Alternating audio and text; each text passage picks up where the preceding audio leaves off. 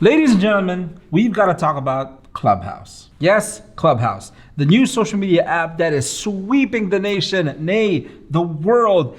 Everybody is trying to get on Clubhouse. Everybody wants an invite. You have an invite? You have an invite? Hey, I want to get to Clubhouse. I want to invite. Oh man, it's iOS only.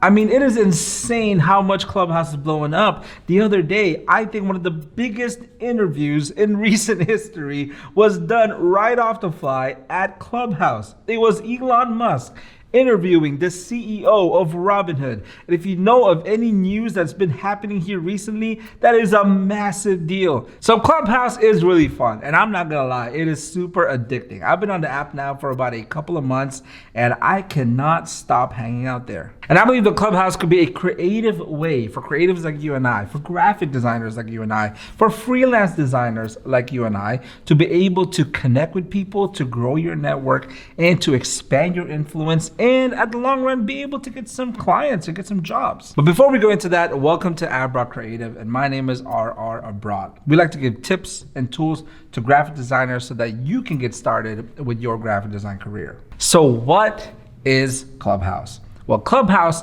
is an app. It's almost like live radio. So you can have actual live conversations with people. It's funny, it's pretty much taking the media out of social media. One thing I love about Clubhouse is you get a profile and that's it. And you can interact and have conversation with people. You can host rooms and even have clubs and whatever interests you, whether you're interested about career, entrepreneurship, business, sports, dating, whatever. Clubhouse can be used for that. And at the time of this recording, it is invite only, and it's also iOS only. So you have to be invited to get into it. It's where all the cool kids are. And because the app is so young, the organic reach is insane right now. There are people that just want to follow you based on your profile. And one thing that's cool about Clubhouse is that it's not about what you have posted before or any videos or Instagram posts. It's literally just your profile, your bio, and that's it. And people can choose to follow you and you could choose to follow people. But at the very core, it is a conversation app.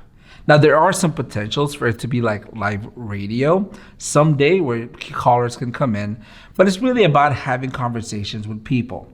You can host a room about a certain topic, set a title for that, and other people can join that room and they can raise their hand, they can say something, they can ask a question, really anything goes. And I myself have hosted a couple of rooms here and there, and I've had a lot of fun. So how can we use Clubhouse creatively to be able to grow our network and also to be able to gain influence and possibly even get some clients? Now, I'm not going to say off the bat that I've gotten clients from Clubhouse. I never have. I've only been there for like a couple of weeks, but I believe there's some things that we can do to grow our connections and grow our network with Clubhouse, because I think that's one of the big benefits of Clubhouse is actually having genuine interactions and genuine conversations with people, which can in turn grow your network, which I believe is very important. Someone once said that it's more important who you know than what you know. So Clubhouse, you have some options there. You can literally just go into conversations and just listen. You're just like that lurker. You're just that fly in the wall that you're just gonna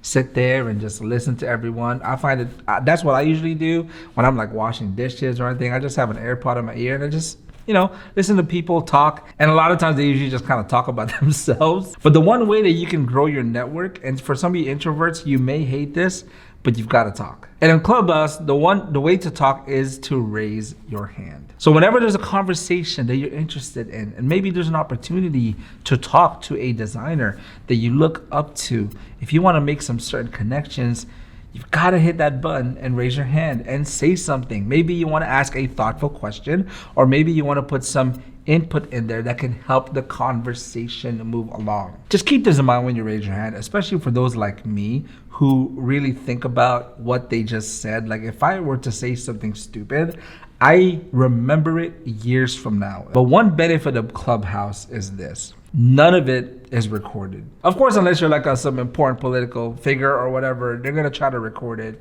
But if you're just having conversations with people, it's not recorded. It cannot be played back. So if you said something stupid, 15 minutes later, everyone's already forgotten about it.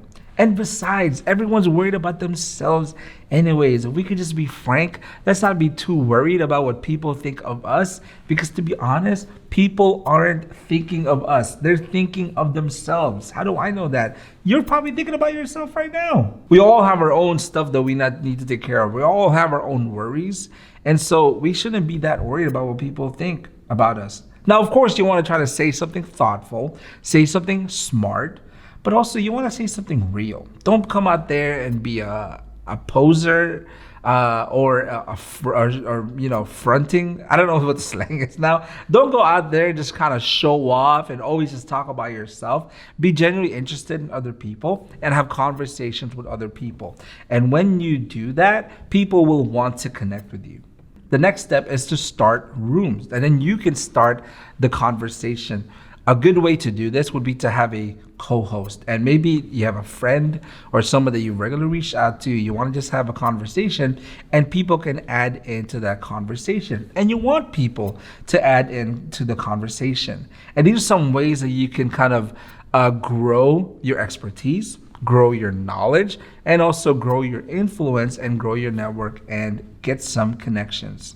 And one added tip that you can use for Clubhouse is you want to take these conversations outside of Clubhouse. You can put your Instagram bio, you can put your Instagram username or your Twitter username, and you can use these things to direct message these people that you've conversed with, have conversations with, and you can, use these other social media platforms to connect with these people. And don't go in there just trying to sell or trying to market yourself. Just form these genuine relationships with people. If you play the long game, and eventually, you never know, some of these might turn into a client. Now, don't go into these conversations or their relationships, looking at people with like dollar signs in their head. That's a potential client. No, form genuine relationships with people, and then they can maybe someday become a client.